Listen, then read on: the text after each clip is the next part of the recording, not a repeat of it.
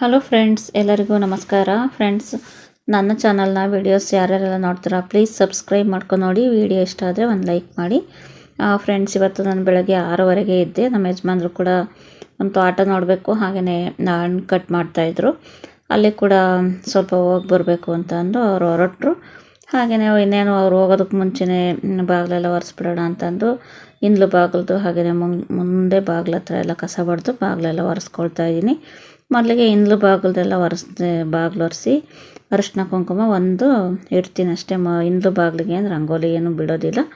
ಅರಿಶಿನ ಕುಂಕುಮ ಇಟ್ಟು ಹೂವಿಟ್ಟು ಈ ವಾರದ ದಿನ ಎಲ್ಲ ಪೂಜೆ ಮಾಡ್ತೀನಲ್ಲ, ಪೂಜೆ ಮಾಡ್ತೀನಿ. ಹಿಂದ್ಗಡೆ ಮನಿ ಪ್ಲ್ಯಾಂಟು ಹಾಗೆಯೇ ತುಳಸಿ ಗಿಡ ಇರ್ಬೋದು, ಒಂದೆರಡು ದಾಳಿಂಬೆ ಗಿಡ ಕೂಡ ಹಾಕಿದ್ದೆ. ಅವು ಯಾಕೋ ಚೆನ್ನಾಗಿ ಬೆಳೆದು ಆಮೇಲೆ ಹಾಗೆ ಎಲೆಗಳೆಲ್ಲ ಒಂಥರ ಸುಣ್ಕಟ್ಟಿನ ಎಲೆ ಆಗ್ತಾವಲ್ಲ, ಆ ಥರ ಆಗಿ ಹೋಗ್ಬಿಟ್ಟು ಗಿಡಗಳು.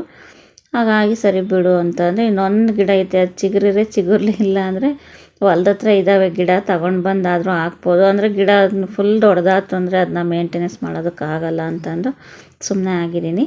ಈಗ ಹೊಲದಲ್ಲಿರೋವೆ ಗಿಡಗಳು ಸೂಪರಾಗಿದ್ದಾವೆ. ಹಾಗಾಗಿ ನಾನು ಹೊಲ್ದ ಹತ್ರ ಹೋಗಿಲ್ಲ ಫ್ರೆಂಡ್ಸ್. ಯಾವಾಗಾದರೂ ಹೋದರೆ ವಿಡಿಯೋ ಮಾಡ್ಕೊಂಡು ಬರ್ತೀನಿ. ನಾವು ಅದನ್ನು ಜಮೀನು ತಗೊಂಡಾಗ ಫುಲ್ಲು ಗಿಡ ಬೆಳೆದ್ಬಿಟ್ಟಿತ್ತು.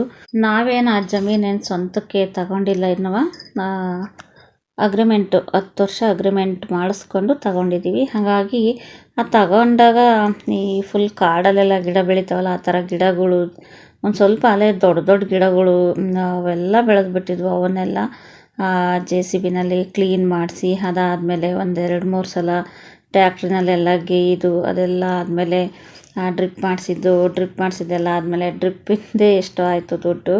ಅದೆಲ್ಲ ಕ್ಲೀನ್ ಮಾಡಿಸೋದಕ್ಕೆ ತುಂಬಾ ದುಡ್ಡೆಲ್ಲ ಖರ್ಚಾದವು. ಅದಾದಮೇಲೆ ಇನ್ನು ಪೈಪ್ಲೈನೆಲ್ಲ ಮಾಡಿಸಿ ಡ್ರಿಪ್ ಮಾಡಿಸಿದ್ವಿ. ಡ್ರಿಪ್ ಮಾಡಿಸಿದ್ದೆಲ್ಲ ಮುಗಿದ್ಮೇಲೆ ನಾವು ಇದು ಮಾಡಿಸಿದ್ವಿ, ಏನು ಅಂತಂದರೆ ಸೋಲಾರ್ ಮಾಡಿಸಿದ್ವಿ. ಫುಲ್ ಒಳಗಡೆ ಯಾರು ಹೋಗದೆ ಇರೋ ಥರ ಅಂತಂದು ಸೋಲಾರ್ ಮಾಡಿಸಿ ಅದಾದಮೇಲೆ ಗಿಡ ತಗೊಂಡು ಬಂದು ಇಟ್ಟಿದ್ದು. ನಾವು ಗಿಡ ಇಟ್ಟಿದ್ದು ಆಗಸ್ಟ್ 2ನೇ ತಾರೀಕು ಒಂದು ಗಿಡ ಇಟ್ಟು ಪೂಜೆ ಮಾಡಿದ್ವಿ. ಇನ್ನೆಲ್ಲ ಗಿಡನೂ ಇಟ್ಟಿದ್ದು ಆಗಸ್ಟ್ 15ನೇ ತಾರೀಕು ಇಟ್ವಿ. ಹಾಗಾಗಿ ಫ್ರೆಂಡ್ಸ್, ಇವತ್ತು ಪಾತ್ರೆ ಒಂದು ಸ್ವಲ್ಪ ಇತ್ತು, ಅನ್ನ ಮಾಡೋದಕ್ಕೆ ಅಂತ ಇಟ್ಟಿದ್ದೆ.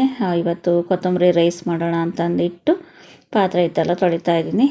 ಕೊತ್ತಂಬರಿ ರೈಸ್ ಮಾಡೋದಕ್ಕೆ ಏನೇನು ಬೇಕು ತರಕಾರಿ ಎಲ್ಲ ಹೆಚ್ಚಿಟ್ಕೊಂಡು ಈ ಪಾತ್ರೆ ಇರೋದನ್ನು ಮೊದಲಿಗೆ ತೊಳೆದಿಟ್ಬಿಟ್ಟು ಆಮೇಲೆ ರೈಸ್ ಬಾತ್ ಮಾಡಿಕೊಂಡ್ರೆ ಆಯಿತು ಅಂತಂದು ಮಾಡ್ತಾಯಿದ್ದೆ. ಹಾಗಾಗಿ ನಾನು ಹೊಲದ ಹತ್ರ ಹೋಗೋದಕ್ಕೂ ಆಗಿಲ್ಲ, ಹೋಗೂ ಇಲ್ಲ. ನಾನು ಇಲ್ಲಿಗೆ 2 ದಿನನೋ 3 ದಿನನೋ ಹೋಗಿದ್ದೆ. ಒಂದಿನ JCBನಲ್ಲಿ ಗುಂಡಿ ತೆಗೆಯೋದಕ್ಕೆ ಅಂತ ಎಲ್ಲ ದಾಯ ಮಾಡಿದರು, ಅಳತೆ ಮಾಡ್ಕೊಂಡಿದ್ರು. ಅವತ್ತೊಂದು ದಿನ ಹೋಗಿದ್ದೆ. ಅವತ್ತು ನಾನು ಫೋನ್ ತಗೊಂಡೋಗಿರಲಿಲ್ಲ, ವೀಡಿಯೋ ಮಾಡ್ಕೊಳ್ಳಿಲ್ಲ. ಹೋಗಿ ಹಂಗೆ ಅದು ಫುಲ್ಲು ಲಾಂಗ್ ಐತೆ ಹೊಲ. ಒಂದು ಅರ್ಧಕ್ಕನ ಹೋಗಿ ಅಲ್ಲೆಲ್ಲ ನೋಡಿಕೊಂಡು ಗಿಡ ಕೀಳ್ತಾಯಿದ್ರು ಕೂಲಿಯವರು. ಅವರು ಇದ್ರಲ್ಲ ಎಲ್ಲ ನೋಡ್ಕೊಂಡು ಮಾತಾಡ್ಸ್ಕೊಂಡು ಬಂದಿದ್ದೆ. ಅದಾದಮೇಲೆ ಇನ್ನು ಮತ್ತೆ ಹೋಗೋದಕ್ಕೂ ಆಗಿಲ್ಲ ಹೊಲ್ದ ಹತ್ರ. ಆಮೇಲೆ ಗಿಡ ಇಟ್ಟರಲ್ಲ, ಫಸ್ಟ್ನೇ ದಿನ ಒಂದು ಗಿಡ ಇಟ್ವಲ್ಲ, ಅವತ್ತು ಮೊದಲನೇ ದಿನ ಹೋಗಿ ಒಂದು ಗಿಡ ನಾನು ನಮ್ಮ ಮನೆಯವರೇ ಗಿಡ ಅದನ್ನು ಪೂಜೆ ಮಾಡಿ ಇಟ್ಟು ಇದು ಮಾಡಿದ್ದು. ಆವತ್ತು ಹೋಗಿದ್ದು ಬಿಟ್ಟರೆ ಇನ್ನು ಹೋಗೇ ಇಲ್ಲ ಹೊಲ್ದ ಹತ್ರ. ಹೋದರೆ ಯಾವಾಗಲಾದರೂ ವೀಡಿಯೋ ಮಾಡ್ಕೊಂಡು ಬರೋಣ ಅಂತಂದರೆ ನಮ್ಮ ಮನೆಯವ್ರು ಹೋಗ್ತಾ ಇರ್ತಾರೆ ಡೈಲಿ. ವೀಡಿಯೋ ಮಾಡ್ಕೊಂಡು ಬಾ ಅಂತಂದರೆ ನಾನು ಮಾಡ್ಕೊಂಡು ಬರೋಲ್ಲ ಅಂತಾರೆ. ಹಾಗಾಗಿ ನಾನೇ ಯಾವಾಗಲಾದರೂ ಹೋದರೆ ವೀಡಿಯೋ ಮಾಡ್ಕೊಂಡು ಬರಬೇಕು. ಫ್ರೆಂಡ್ಸ್, ಇಲ್ಲಿ ನಾನು ಕೊತ್ತಂಬರಿ ರೈಸ್ ಮಾಡೋದಕ್ಕೆ ಅಂತಂದು ರೈಸ್ ಬಾತು ಮಾಡ್ತಾಯಿದ್ದೀನಿ. ಮೊದಲಿಗೆ ಒಂದು ಮಿಕ್ಸಿ ಜಾರ್ ತೊಗೊಂಡಿದ್ದೀನಿ.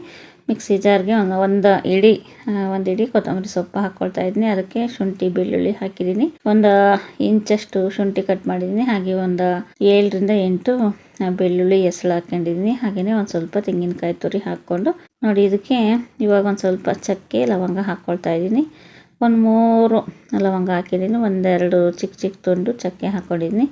ಹಾಗೆಯೇ ಸ್ವಲ್ಪ ಹಸಿಮೆಣ್ಸಿನ್ಕಾಯಿ ಕೂಡ ಹಾಕ್ಕೊಳ್ಬೇಕು. ಇದಕ್ಕೆ ಹಸಿಮೆಣ್ಸಿನ್ಕಾಯಿ ಹಾಕ್ಕೊಂಡು ಅದಾದಮೇಲೆ ನಮಗಿಲ್ಲಿ ಖಾರಕ್ಕೆ ಎಷ್ಟು ಬೇಕೋ ಅಷ್ಟು ಮಾತ್ರ ಹಸಿಮೆಣ್ಸಿನ್ಕಾಯಿ ಹಾಕ್ಕೊಳ್ತಾ ಇದ್ದೀನಿ. ಇವು ಸ್ವಲ್ಪ ಖಾರ ಸ್ಟ್ರಾಂಗ್ ಇತ್ತು. ಹಾಗಾಗಿ ನಮ್ಮ ಮಕ್ಕಳಂತೂ ಈ ಖಾರ ಮಾಡಿದ್ರೆ ತಿನ್ನೋದೇ ಇಲ್ಲ. ನೀನು ಖಾರ ಮಾಡ್ತೀಯ ಕಣಮ್ಮ ಇತ್ತೀಚೆಗೆ ಅಂತಾರೆ. ಹಾಗಾಗಿ ಒಂದು ಸ್ವಲ್ಪನೇ ಹಾಕ್ಕೊಂಡಿದ್ದೀನಿ. ಒಂದು 8-10 ಹಸಿಮೆಣ್ಸಿನ್ಕಾಯಿ ಹಾಕಿದ್ದೀನಿ. ಇದು ಸಾಮಾನ್ಯವಾಗಿ ಖಾರ ಆಗುತ್ತೆ ಅಂದ್ಕೊಳ್ತೀನಿ ನಾನು. ಇವಾಗ ಇದಕ್ಕೊಂದು ಸ್ವಲ್ಪ ನೀರು ಹಾಕಿ ರುಬ್ಕೊಳ್ಬೇಕು. ಒಂದು ಸ್ವಲ್ಪ ಜೀರಿಗೆ ಕೂಡ ಹಾಕ್ಕೊಳ್ಬೇಕು. ಹಾಗಾಗಿ ಇವಾಗ ಇದನ್ನು ರುಬ್ಕೊಳ್ಬೇಕು. ಎಲ್ಲ ರುಬ್ಕೊಂಡಿದ್ದು ಕೂಡ ಆಯಿತು. ಇವಾಗ ಏನಿದ್ರು ಒಗ್ಗರಣೆ ಮಾಡ್ಕೊಳ್ಬೇಕು. ಅದಾದಮೇಲೆ ಸ್ಟವ್ ಮೇಲೆ ಒಂದು ಬಾಣಲಿ ಬಿಸಿಗೆ ಇಟ್ಕೊಂಡಿದ್ದೀನಿ. ಬಾಣಲಿ ಬಿಸಿ ಆದಮೇಲೆ ಇದಕ್ಕೆ ಒಂದು ಸ್ವಲ್ಪ ಎಣ್ಣೆ ತುಪ್ಪ ಹಾಕ್ಕೊಳ್ಬೇಕು. ಎಣ್ಣೆ ತುಪ್ಪ ಹಾಕಿದ್ರೇ ಯಾವುದೇ ತಿಂಡಿ ಆದರೂ ಇನ್ನೂ ತುಪ್ಪದಲ್ಲಿ ಹಾಕಿ ಮಾಡಿದ್ರೆ ತುಂಬಾ ಟೇಸ್ಟಿಯಾಗಿ ಬರುತ್ತೆ. ತುಪ್ಪ ಅಷ್ಟಾಗಿ ಜಾಸ್ತಿ ಯಾರು ಯೂಸ್ ಮಾಡಲ್ಲ ಅಂದರೆ ಎಣ್ಣೆ ಕೂಡ ಒಂದು ಅರ್ಧ ಎಣ್ಣೆ, ಒಂದು 2ರಿಂದ 3 ಸ್ಪೂನ್ ತುಪ್ಪ ಹಾಕ್ಕೊಂಡ್ರು ಆಗುತ್ತೆ.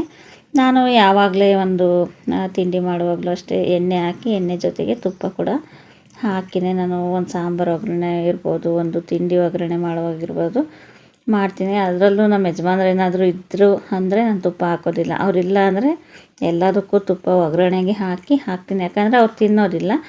ಈಗ ಅವ್ರು ತಿನ್ನಲ್ಲ ಅಂತಂದು ಅವ್ರಿಗೆ ಊಟದಲ್ಲಿ ಸಪ್ರೇಟ್ ಹಾಕೋದಕ್ಕಾಗಲ್ಲ ಅಂತಂದು ಈ ಥರ ಒಗ್ಗರಣೆನಲ್ಲೇ ಹಾಕಿ ಕೊಡ್ತೀನಿ. ಹಾಗಾಗಿ ಇವಾಗ ಒಂದು ಸ್ವಲ್ಪ ಕರಿಬೇವಿನ ಸೊಪ್ಪು ಕೂಡ ಹಾಕ್ಕೊಳ್ತಾ ಇದ್ದೀನಿ. ಗೋಡಂಬಿ ಸೇರಿಸ್ತಾ ಇದ್ದೀನಿ. ಸಾಸಿವೆ ಹಾಕ್ಕೊಳ್ತಾ ಇದ್ದೀನಿ. ಈಗ ಸಾಸಿವೆ ಎಲ್ಲ ಚಿಟಪಟ ಅಂತ ಅನ್ಬೇಕು. ಈ ಸಾಸಿವೆ ಚಿಟಪಟ ಅಂತ ಅಂದಮೇಲೆ ಉದ್ದಿನಬೇಳೆ ಹಾಕ್ಕೊಳ್ತಾ ಇದ್ದೀನಿ. ಕಡಲೆಬೇಳೆ ಏನು ಬೇಕಾಗಲ್ಲ, ಉದ್ದಿನಬೇಳೆ ಒಂದು ಹಾಕ್ಕೊಂಡ್ರೆ ಸಾಕಾಗುತ್ತೆ. ಹಾಗೆಯೇ ಇವಾಗ ಇದಕ್ಕೆ ರುಬ್ಬಿರೋ ಅಂಥ ಮಿಶ್ರಣ ಹಾಕ್ಕೊಳ್ಬೇಕು. ಇದಂತೂ ತಿಂಡಿ ತುಂಬಾ ಸೂಪರಾಗಿರುತ್ತೆ. ಇವಾಗಂತೂ ಈ ಕೊತ್ತಂಬರಿ ಸೊಪ್ಪಿನ ರೇಟು ಯಾವಾಗ ಕಡಿಮೆ ಇರುತ್ತೋ ಆ ಟೈಮಲ್ಲಿ ಈ ಥರ ತಿಂಡಿಗಳನ್ನ ಮಾಡಿಕೊಂಡ್ರೆ ಆಯಿತು. ರೇಟ್ ಜಾಸ್ತಿ ಇದ್ದಾಗೇನು ಮಾಡೋದಕ್ಕಾಗಲ್ಲ. ರೇಟ್ ಕಡಿಮೆ ಇದ್ದಾಗ ಮಾಡಿದ್ರೆ ಮನೆಯಲ್ಲಿ ಎಲ್ಲರಿಗೂ ಒಂದು ಟೈಮ್ ತಿಂಡಿ ಆಗುತ್ತೆ. ಹಾಗಾಗಿ ಒಂದು ಸ್ವಲ್ಪ ಮಿಕ್ಸಿ ಜಾರಲ್ಲಿ ಇನ್ನೂ ಇತ್ತು, ಅದಕ್ಕೊಂದು ಸ್ವಲ್ಪ ನೀರು ಬಿಟ್ಬಿಟ್ಟು ಎಲ್ಲ ಮಿಕ್ಸ್ ಮಾಡಿ ಇದರೊಳಗಡೆ ಹಾಕ್ಕೊಂಡು ಇದನ್ನು ಚೆನ್ನಾಗಿ ಎಣ್ಣೆ ಬಿಡೋವರೆಗೂ ಫ್ರೈ ಮಾಡ್ಕೊಳ್ಬೇಕು. ಇದು ಎಣ್ಣೆ ಬಿಟ್ಟಷ್ಟು ಟೇಸ್ಟಿಯಾಗಿರುತ್ತೆ ತಿಂಡಿ ಮಾತ್ರ. ಇವಾಗ ಒಂದು ಸ್ವಲ್ಪ ರುಚಿಗೆ ಎಷ್ಟು ಬೇಕೋ ಅಷ್ಟು ನೋಡಿ ಉಪ್ಪು ಹಾಕ್ಕೊಳ್ಬೇಕು. ನಾನಿಲ್ಲಿ ಪುಡಿ ಉಪ್ಪು ಹಾಕ್ತಾಯಿದ್ದೀನಿ, ಕಲ್ಲು ಉಪ್ಪು ಹಾಕ್ತಾಯಿಲ್ಲ, ಅದು ಬೇಗ ಕರಗೋದಿಲ್ಲ. ಹಾಗಾಗಿ ಹಾಕಿದ್ದಾಯಿತು. ಇವಾಗ ಇದನ್ನು ಚೆನ್ನಾಗಿ ಮಿಕ್ಸ್ ಮಾಡಿಕೊಂಡು ಕುದಿಸ್ಕೊಳ್ಬೇಕು. ಚೆನ್ನಾಗಿ ಕುದ್ದಷ್ಟು ಚೆನ್ನಾಗಿರುತ್ತೆ. ಇದರಲ್ಲಿ ನಾವೇನು ಎಣ್ಣೆ ತುಪ್ಪ ಹಾಕಿದ್ದೀವೋ ಅದು ನೀಟಾಗಿ ಬಿಟ್ಕೊಂಡು ಬರಬೇಕು. ಚೆನ್ನಾಗಿ ಮಿಕ್ಸ್ ಮಾಡ್ಕೊಳ್ತಾ ಇದ್ದೀನಿ. ಇದಕ್ಕೇನು ನಾವು ನೀರು ಸೇರಿಸ್ಬೇಕು ಅನ್ನೋ ಅವಶ್ಯಕತೆ ಏನಿರಲ್ಲ. ಮಸಾಲೆ ಎಷ್ಟು ರುಬ್ಬಿರ್ತೀವೋ ಆ ಮಸಾಲ ನೀಟಾಗಿ ಅಷ್ಟನ್ನು ಹಾಕ್ಕೊಂಡ್ರೆ ಆಯಿತು. ಇವಾಗ ಚೆನ್ನಾಗಿ ಮಿಕ್ಸ್ ಮಾಡ್ಕೊಳ್ಳೋಣ. ನೋಡಿ ಎಷ್ಟು ಗ್ರೀನಾಗಿ ಕಾಣ್ತಾ ಇದೆ ಅಲ್ವಾ? ತುಂಬಾ ಚೆನ್ನಾಗಿರುತ್ತೆ ಈ ತಿಂಡಿ ಮಾತ್ರ. ನಮ್ಮ ಮಕ್ಕಳು ಚೆನ್ನಾಗಿತ್ತು ಅಂತಂದು ಈ ಥರ ತಿಂಡಿಗಳನ್ನು ಮಾಡಿದ್ರೆ ಸ್ಕೂಲಿಗೆ ಬಾಕ್ಸ್ಗಳಿಗೆಲ್ಲ ಹಾಕ್ಕೊಡೋದಕ್ಕೆ, ಮಕ್ಕಳಿಗೆ ಲಂಚ್ ಬಾಕ್ಸ್ಗಳಿಗೆ ಹಾಕೋದಕ್ಕೆ ಚೆನ್ನಾಗಿರುತ್ತೆ. ಇವಾಗ ನೋಡಿ ಒಂದು ಕಡೆಯಿಂದ ನೀಟಾಗಿ ಎಣ್ಣೆ ಬಿಟ್ಕೊಂಡು ಬರ್ತೈತೆ. ಈ ಥರ ಎಣ್ಣೆ ಬಿಡಬೇಕು. ಸೈಡಲ್ಲೆಲ್ಲ ಎಣ್ಣೆ ಬಿಡ್ತಾ ಇದೆ ನೋಡಿ. ಎಣ್ಣೆ ಬಿಟ್ಟ ಮೇಲೆ ಇದಕ್ಕೆ ಆ ರೈಸ್ ಕೂಡ ಹಾಕ್ಕೊಳ್ತಾ ಇದ್ದೀನಿ. ಹಾಕ್ಕೊಂಡು ಚೆನ್ನಾಗಿ ಮಿಕ್ಸ್ ಮಾಡ್ಕೊಳ್ಬೇಕು. ಇದನ್ನ ನಾವೇನು ಅನ್ನ ಮಾಡಿ ಇಟ್ಕೊಂಡಿರ್ತೀವಲ್ಲ ಆ ರೈಸ್ ಹಾಕ್ಕೊಂಡು ಮಿಕ್ಸ್ ಮಾಡಿಕೊಂಡ್ರೆ ಕೊತ್ತಂಬರಿ ರೈಸ್ ಬಾತ್ ರೆಡಿ ಆಗುತ್ತೆ. ಇವಾಗ ನೋಡಿ ತಿಂಡಿ ಮಾತ್ರ ಸೂಪರಾಗಿತ್ತು. ಅಪರೂಪ ಒಂದ್ಸಲ ಯಾರಾದರೂ ಮಾಡಿಬಿಟ್ರೆ ಇದನ್ನು ಮತ್ತೆ ಪದೇ ಪದೇ ಮಾಡೋಣ ಅಲ್ವಾ ಅಂತ ಅನ್ನಿಸ್ತಾ ಇರುತ್ತೆ. ಅಷ್ಟು ಚೆನ್ನಾಗಿತ್ತು ತಿಂಡಿ ಮಾತ್ರ. ಕಲ್ಲರು ಅಷ್ಟೇ ತುಂಬಾ ಗ್ರೀನ್ ಕಲರ್ ಚೆನ್ನಾಗಿ ಕಾಣ್ತಾ ಇರುತ್ತೆ. ಕೊತ್ತಂಬರಿ ಸೊಪ್ಪು ಹಾಗೆಯೇ ಹಸಿಮೆಣ್ಸಿನ್ಕಾಯಿ ಹಾಕಿರ್ತೀವಲ್ಲ, ಗ್ರೀನ್ ಕಲರಾಗಿ ಚೆನ್ನಾಗಿ ಬರುತ್ತೆ. ಹಾಗಾಗಿ ತುಂಬಾ ಚೆನ್ನಾಗಿತ್ತು. ಇವಾಗ ಇದು ರೆಡಿ ಆಯಿತು ನೋಡಿ. ಮೇಲಿಂದ ಏನು ಕೊತ್ತಂಬರಿ ಸೊಪ್ಪು ಹಾಕಬೇಕು ಅನ್ನೋ ಅವಶ್ಯಕತೆ ಇಲ್ಲ. ನಾವು ಕೊತ್ತಂಬರಿ ಸೊಪ್ಪು ರುಬ್ಬಿಬಿಟ್ಟು ಅದ್ರ ಪೇಸ್ಟ್ ಮಾಡಿ ಹಾಕಿದ್ದೀವಿ. ಹಾಗಾಗಿ ನೋಡಿ ಇದಿಷ್ಟು ಆಯಿತು. ತಿಂಡಿ ತಿಂದು ಇವತ್ತು ನೋಡಿ ಇದಕ್ಕೆ ಕೊತ್ತಂಬರಿ ರೈಸ್ ಬಾತ್ಗೆ ಮೊಸರು ಬಜ್ಜಿ ಕೂಡ ರೆಡಿ ಮಾಡಿದ್ದೆ. ಮೊಸರು ಬಜ್ಜಿ ಹಾಕ್ಕೊಂಡು ತಿಂದರೆ ಮಾತ್ರ ಸೂಪರಾಗಿರುತ್ತೆ. ನೀವು ಒಂದ್ಸಲ ಟ್ರೈ ಮಾಡಿ. ಇವತ್ತು ನಾನು ನನ್ನ ಮಗಳು ಫ್ರೆಂಡ್ಸ್ ಮನೆ ಹತ್ರ ಹೋಗೋದಿತ್ತು. ಅವ್ರ ಯಜಮಾನ್ರು ಅಯ್ಯಪ್ಪ ಸ್ವಾಮಿ ಮಾಲೆ ಹಾಕಿಸ್ಕೊಂಡಿರ್ತಾರಲ್ಲ, ಅವ್ರನ್ನೆಲ್ಲ ಊಟಕ್ಕೆ ಕರೆದಿದ್ರಂತೆ. ಹಾಗಾಗಿ ನನಗೂ ಫೋನ್ ಮಾಡಿದ್ರು ಅವರು. ಸೃಷ್ಟಿ ನಿಮ್ಮ ಅಮ್ಮನಿಗೆ ಹೇಳಿದ್ದೀನಿ ಬರೋಕ್ಕೆ ಹೇಳು, ನೀನು ಒಂದ್ಸಲ ಫೋನ್ ಮಾಡಿ ಅಂತ ಹೇಳಿದ್ರಂತೆ. ಅವಳು ನನ್ನ ಮಗಳು ಕೂಡ ಒಂದ್ಸಲ ಫೋನ್ ಮಾಡಿದ್ಲು, ಬಾರಮ್ಮ ಅಂತ ಅಂದು. 2:30-3 ಗಂಟೆ ಅಷ್ಟರಲ್ಲಿ ಹೋಗೋಣ ಅಂತಂದು ಹೊರಡ್ತಾ ಇದ್ದೆ. ಹಾಗೆಯೇ ಸೀರೆ, ಇವೆರಡು ಸೀರೆ ಒಂದೇ ಥರ ಡಿಸೈನು, ಆದರೆ ಒಂದು ಸ್ವಲ್ಪ ವರ್ಕ್ ಡಿಸೈನು ಚೇಂಜ್ ಇತ್ತು. ಗ್ರೀನ್ ಕಲರ್ ಸೀರೆನೇ ಒಂದು ಸ್ವಲ್ಪ ವರ್ಕಲ್ಲಿ ಚೇಂಜ್ ಆಯಿತು ಡಿಸೈನು. ಇವೆರಡು ಮದುವೆನಲ್ಲಿ, ನನ್ನ ಮಕ್ಕಳು ಮದುವೆನಲ್ಲಿ ತಗೊಂಡಂಥ ಸೀರೆ. ನಾನು ಸ್ನಾನ ಮಾಡ್ಕೊಂಡು ಬಂದು ಹೊರಡ್ತಾ ಇರೋದು. ಈಗ ಅಯ್ಯಪ್ಪ ಸ್ವಾಮಿ ಅವರಲ್ವಾ, ಯಾಕೆ ಅಂಟು ಮುಂಟು ಅದೆಲ್ಲ ಬೇಡ ಅಂತಂದು ಮಡಿ ಮೈಲಿಗೆ ಇದ್ದಷ್ಟು ನಮಗೆ ಒಳ್ಳೇದಲ್ವಾ. ಈ ಗ್ರೀನ್ ಸೀರೆ ನಾನು ಉಟ್ಕೊಂಡು ಹೋಗ್ಬರೋಣ ಅಂತಂದು. ಹಾಗೆಯೇ ನಮ್ಮ ಯಜಮಾನ್ರು ಬಂದರು. ಅವಾಗ ನಮ್ಮ ಯಜಮಾನ್ರಿಗೂ ಕರೆದು ಊಟಕ್ಕೆ ಹೋಗೋಣ ಬಾ ಅಂತ. ನಮ್ಮ ಮನೆಯವರು ಇಲ್ಲ ನೀನು ಹೋಗ್ಬಾ, ಹುಡುಗರಿದ್ದಾರಲ್ಲ ಕರ್ಕೊಂಡೋಗಿ ಅಂತಂದರು. ಅವ್ರನ್ನು ಕರೆಯೋದಕ್ಕೆ ಅವರು ಇಬ್ಬರು ನಾವು ಬರೋದಿಲ್ಲ ಅಂತಂದರು.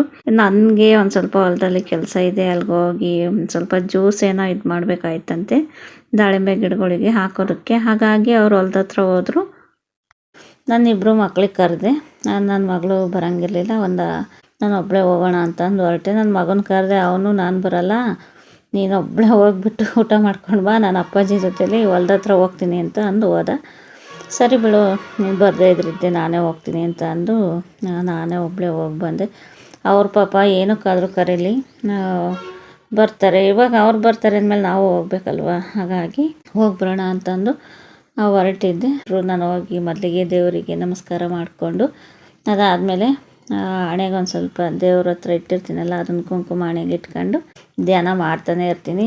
ಎಲ್ಲಾರ ಹೊರಟಾಗ ಮಾತ್ರ ಮೊದಲಿಗೆ ಹೋಗಿ ದೇವ್ರುಗಳ ಹತ್ರ ದೇವ್ರಿಗೆ ನಮಸ್ಕಾರ ಮಾಡಿ ಅದಾದಮೇಲೆ ಹೊರಡೋದು. ಇಲ್ಲ ಅಂದರೆ ಅದೇನೋ ನನಗೆ ಸಮಾಧಾನನೇ ಆಗಲ್ಲ. ಮತ್ತೆ ಏನಾದರೂ ಆಚೆ ಹೋಗಿದ್ದೀನಿ ಅಂದರೆ ಮತ್ತು ಬಂದ್ಬಿಟ್ಟು ಒಳಗಡೆ ಮತ್ತೆ ದೇವರಿಗೆ ಕೈ ಮುಗಿದು ನಾನು ಏನಾದರೂ ದೇವ್ರ ಹತ್ರ ಬೇಡ್ಕೊಂಡು ನಾನು ಹೋಗೋದು. ಹಾಗಾಗಿ ಹೋಗಿ ಅಲ್ಲ ಸಮಯರೆಲ್ಲ ಊಟಕ್ಕೆ ಅಂತ ಕೂತ್ಕೊಂಡಿದ್ರು.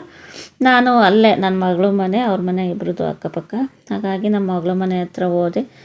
ಅವರು ಸಮಯರೆಲ್ಲರೂ ಸ್ವಾಮಿಗಳು ಊಟ ಮಾಡ್ಕೊಂಡು ಹೋದರು. ಅವ್ರು ಹೋದ್ಮೇಲೆ ನಾವು ಕೂಡ ಒಂದು ಸ್ವಲ್ಪ ಚಪಾತಿ ಸಾಲ್ಟೇಜ್ ಇತ್ತು, ಚಪಾತಿ ಮಾಡಿದ್ರು. ಎಲ್ಲ ಸೇರಿಕೊಂಡು ಚಪಾತಿ ಹಾಗೆಯೇ ಪಾಯಸ, ಅನ್ನ, ಸಾಂಬಾರು, ಪಲ್ಯ, ಹಪ್ಪಳ, ಉಪ್ಪಿನಕಾಯಿ, ಕೋಸಂಬರಿ ಎಲ್ಲ ಮಾಡಿದರು. ಈಗ ನೋಡಿ ಇದಿಷ್ಟು. ನನ್ನ ಮಗ ಅವ್ರ ಅಪ್ಪಾಜಿ ಜೊತೆಗೆ ಹೋದನು. ಮತ್ತೆ 6 ಗಂಟೆ ಹಂಗೆ ಬಂದ. 6 ಗಂಟೆಗೆ ಬಂದಲ್ಲ, ಅವನು ಕೂಡ ಅಲ್ಲಿಗೆ ಬಂದ ಸೀದವ. ಅಲ್ಲಿ ಬಂದಾಗ ಅವನಿಗೂ ಊಟಕ್ಕೆ ಇಟ್ಕೊಟ್ಲು ನನ್ನ ಮಗಳು. ತಗೊಳ್ಳೋ ಊಟ ಮಾಡು ಅಂತಂದು. ಅಕ್ಕಪಕ್ಕ ಮನೆಯೇ ಅಲ್ವಾ, ಅವ್ರ ಮನೆಯಿಂದ ಇಟ್ಕೊಂಡು ಬಂದು ನಮ್ಮ ಮಗಳ ಮನೆ ಹತ್ರ ಕೊಟ್ಲು. ಅವನಲ್ಲೇ ನಮ್ಮ ಮಗಳ ಮನೆಗೆ ಕೂತ್ಕೊಂಡು ತಿಂದು ಮನೆ ಹತ್ರ ಬಂದ್ವಿ. ಹಾಗೆಯೇ ನಾನು ನನ್ನ ಮಗ ಇಬ್ಬರು ಮನೆಗೆ ಬಂದ್ವಿ. ಆ ಮನೆಗೆ ಬರೋ ಅಷ್ಟರಲ್ಲಿ ಟೈಮಲ್ಲೇ ಒಂದು 7 ಗಂಟೆನೋ ಆಗಿತ್ತು ಟೈಮು. ಬಂದೆ. ಅವರೇ ಒಂದು ಸ್ವಲ್ಪ ನನಗೂ ಸಾಂಬಾರು ಹಾಗೆಯೇ ಪಾಯಸ, ಚಪಾತಿ, ಪಲ್ಯ ಅಪ್ಪಾಜಿಗೆ ತಗೊಂಡೋಗಮ್ಮ ಅಂತಂದು ನನ್ನ ಮಗಳೇ ಒಂದು ಬಾಕ್ಸಲ್ಲಿ ಹಾಕಿ ಕೊಟ್ಲು. ಅದನ್ನು ತಗೊಂಡು ಬಂದು ಮೊದಲಿಗೆ ಸಾಂಬಾರೆಲ್ಲ ಬಿಸಿ ಮಾಡೋಣ ಅಂತಂದು ನಮ್ಮ ಯಜಮಾನ್ರು ಮತ್ತೆ ಹೊಲದ ಹತ್ರ ಹೋಗಿದ್ರು. ನನ್ನ ಮಗನ್ನ ಕರ್ಕೊಂಡು ಬಂದುಬಿಟ್ಟು ಮತ್ತೆ ಹೋಗಿದ್ರು. ಅವ್ರು ಬರೋ ಅಷ್ಟರಲ್ಲಿ ಒಂದು ಸ್ವಲ್ಪ ರೈಸ್ ಮಾಡಿದ್ರೆ, ಚಪಾತಿ ಪಲ್ಯ ಇತ್ತು, ಹಾಗೆಯೇ ಪಾಯಸ, ಅನ್ನ, ಸಾಂಬಾರು ಊಟ ಮಾಡ್ತಾರೆ ಅಂತಂದು ಮಾಡ್ತಾ ಇದ್ದೆ. ಇದಿಷ್ಟು ಇವತ್ತಿನ ವಿಡಿಯೋ ಫ್ರೆಂಡ್ಸ್.